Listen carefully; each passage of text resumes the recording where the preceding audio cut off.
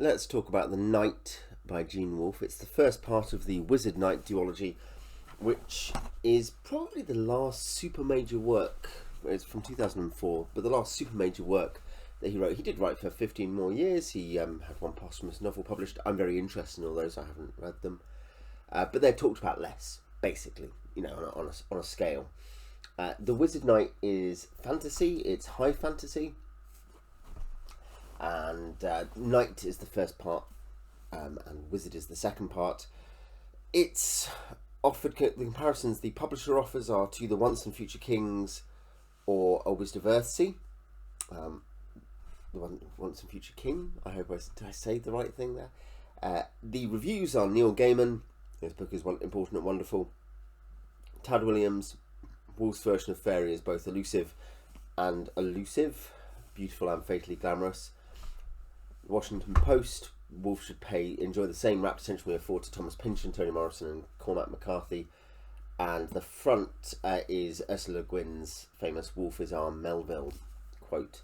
So, this is a well-rated book. I think Knight tends to get the better reviews of the two, though some people are like, they're both good. I haven't read Wizard, so I can't comment. It's got an introduction, this edition, it's kind of strange. It's not print on demand, but it has the slightly slippy print on demand type paperback cover. It's got an introduction by Eve Maynard, writer of the Knights, to whom Knight was dedicated, which is a good introduction, very enjoyable.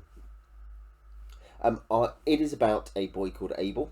I'll read the blurb. A young man in his teens is transported from our world to a magical realm consisting of 7 levels of reality. Transformed by magic into a grown man of heroic proportions, he takes the name Sir Abel of the High Heart and sets out on a quest to find the sword that's been promised to him, the blade that will help him fulfill his ambition to become a true hero, a true knight. Inside, however, Sir Abel remains a boy and he must grow in every sense to survive what lies ahead. That's more about Knight than about Wizard. That's the kind of setup for Knight, is that Abel comes from our America or something like that. I don't know how Stephen Kingsian this is or is going to be in the second half, but from our America, seemingly, and goes to an equivalent to Earth. It isn't Earth-like, called Mythgather, and it's part of a 7-layered world. I'll see if I can get that in reasonable focus. You can see there's a map. You can see Mythgather is this one. So from the start, it's kind of Norsey, but also other stuff, Greeky as well. Niflheim, Muspel, Elfrika, Mythgathir, Sky, Kleos, and Elysion. The top two, those are Greek names. And the lower ones, you've got Norse names. There's also, it starts off with, this is no spoiler at all because it's the first chapter. We're told, he immediately says, I'm writing, Ben, look at this first, I've been reading through the first part of the letter, there are an awful lot of names you will not know. So he's written something to someone called Ben about stuff, and then there is a 6-page glossary. For instance, Abel, this is the name I use here, is also the name of Bold Bertholdt's brother. Elf, 5th world people, they do not work much, protect trees and so forth, and see certain things differently. Ord, Thunrolf, steward. Hymir, the Angerborn who got Gerda. The relevant thing there just being that it's a little bit like some of the cast lists in Long Sun, I guess, in that sense. But also you're getting communication from the author. And the author in this case being the author of the in-world text, Abel, who's writing to Ben. Ben is his brother. That is set up at the very start of chapter 1 rather than the prologue, or rather than the glossary. That's the setup. Abel turns up. He is turned into an adult fairly soon afterward, and he goes on adventures.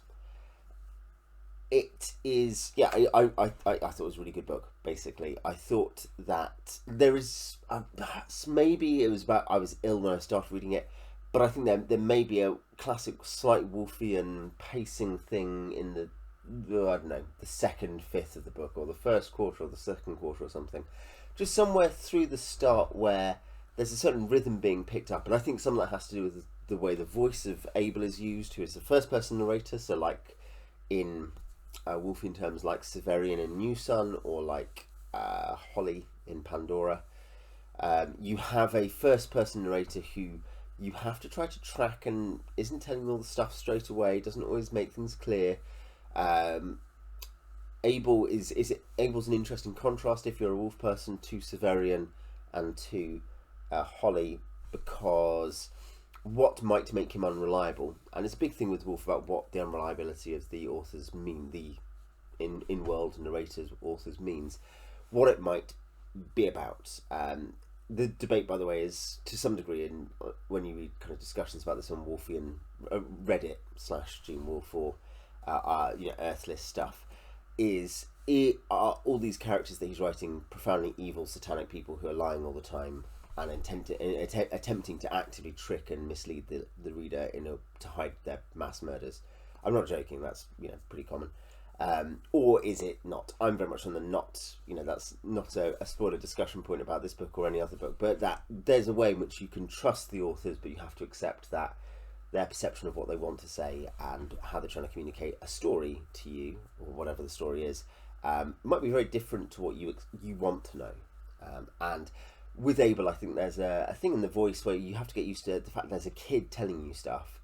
And so some of it's about organisation, some of it's about the fact he just is embarrassed or doesn't say, or he says he is at least, he doesn't want to say exactly what's happened in some context.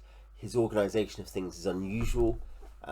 Sometimes it's reminiscent of Severian in the specific sense that because he's writing it later in the aftermath in a position where implicitly he plainly is in a very different state of life. This is again established very early on. Much like with Severian and New Sun at points, I think you get a thing where you're constantly hearing about stuff that hasn't happened yet, and it bears upon what you are reading. All this to say that I think the voice of Abel, particularly this issue of a kid who is sometimes a bit G-shucks, sometimes confused about what's happening, sometimes unable to describe what's happened in a way that's adequate, reminiscent of Severian. That I think may have just meant it took a while to get kind of paced up for me compared to other Wolfe books where I haven't found that so much. But I mean, it may also have been that I was just ill and struggling to focus. I don't know. Beyond that, I think it gets very pacey and very effective. It's lots of short chapters. It's incredibly dense. A 6 or 5 page chapter will often only consist of one scene. It's not the chapters are basically scene divisions generally. Oh, and sometimes a scene is divided into several sub-scenes over several chapters. But the number of emotions and ideas and observations and interactions involved in a particular small scene in a very small period of time are often just so numerous that you're thinking about them afterwards, which I find a lot with Wolfe. Wolfe is one of those authors where I sit down and have to think about it a bit as I'm reading it. That's part of the pleasure of it, that it's genuinely interesting. Genuinely absorbing, but it doesn't. It certainly, it might be a warning to some. But the actual thing itself, which is just a high fantasy quest with Wolfean diversions where Abel just gets dragged off to do something else, or something else happens and he has to deal with it, and he's diverted from what he's about to do.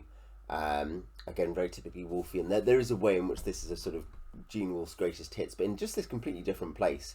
A thing I haven't read him write about before, and he didn't really write very much in straight fantasy.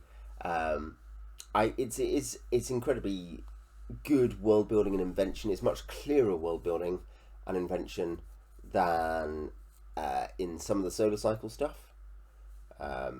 It's much more traditional. I think if you're a normal fantasy fan, you will enjoy the world building. I think you have to kind of cope with the voice and be like, yeah, this guy's telling me the story in this is a 12-year-old telling me a story way. But you're learning about, he ends up in Mythgother, but he's interacting a lot with Elfrika just below him. He can see Sky just above him from the start. It starts off with him being like, oh, can I see a castle in the sky? And the answer's sort of like, maybe. Because this 7-decker universe, this septidecker, you can go up and down. That's something which is established very early on in chapter 1 pretty much again. And here we're mostly seeing his adventures around Mythgother, which is a slightly Norse-ish but not completely Norse-ish world like ours. It's a human world. Most people are humans. It's all pretty normal. The level of technology and stuff is just medieval with Viking, bit of medieval Europe / Viking stuff. There's fantasy animals. There's elves of different kinds. There's dragons. There's giants. Very obvious one, in fact, in terms of where Jotunland comes into it. The Angerborn, as they're called, and that side of it is just incredibly interesting and fun, and it's much more straightforward if you want the comparison I've already made, but to the solar cycle, where especially with Severian, with New Sun and Earth, but also with Long Sun. I haven't read Short Sun. I will this year. You're often like, okay, what is this person actually seeing? What is the actual thing that's going on here? How do I work through with Severian the translation issues, the way in which he uses vocabulary, or with Long Sun is recognisable, but you're trying to work out the wider context of where they are and what's happening and how these things connect to the Renaissance-y world that they're in. Here it's pretty much like, no, these are the world itself is pretty straight, and most of the kind of unusual things you see are pretty straight. There are some dreamlike weird sequences in Wolfean fashion where you're like, what is Abel seeing? But those are rare, and those don't tend to be like, okay, here's the action, this is what's happening. There's some narrative tricks like that, but not often. So it's fairly straight to read and understand the world. I think the complexity comes in and the plot is not straight and straightforward. It's a Gene Wolfe book. It's got a very strong Pilgrim's Progress feel, like New Sun does, and like most of Wolfe's books. I've read 11, 12 of Wolfe's books, something like that, and virtually all those novels kind of drift off in different ways, and he cuts back in time, or the character has to go off on all kinds of different things before he gets anywhere. But this is particularly in the Pilgrim's Progress format, like New Sun is, where Abel is wandering around, getting dragged off into different challenges, and always on these quests. But there's an issue of, there are a couple of quests. There is, and I think the Fairy Queen by Spencer is obviously another very obvious, if you're looking at the literary influences, will be, I think, a very obvious literary influence.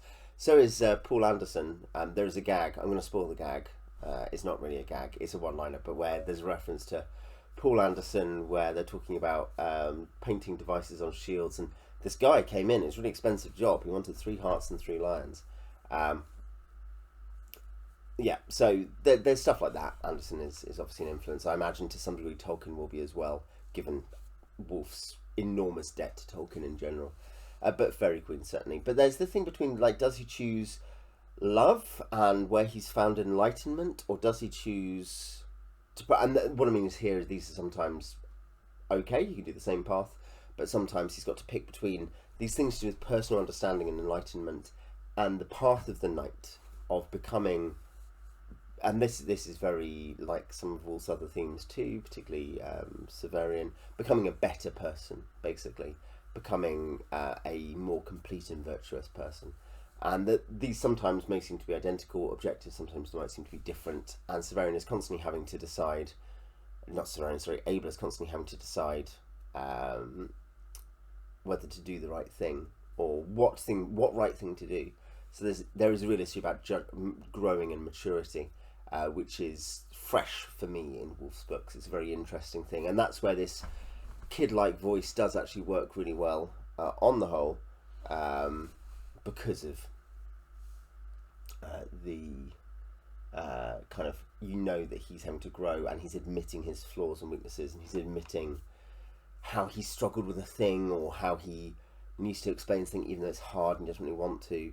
And yeah, it all comes together very well, and it comes together very satisfyingly, and it also, and this is something which I think maybe it's triumph of what I've read of Wolfe, is that it also, I think this leverages the genre better pretty much than any other Wolfe book. By that I mean the specific atmosphere and tropes of the genre, i.e.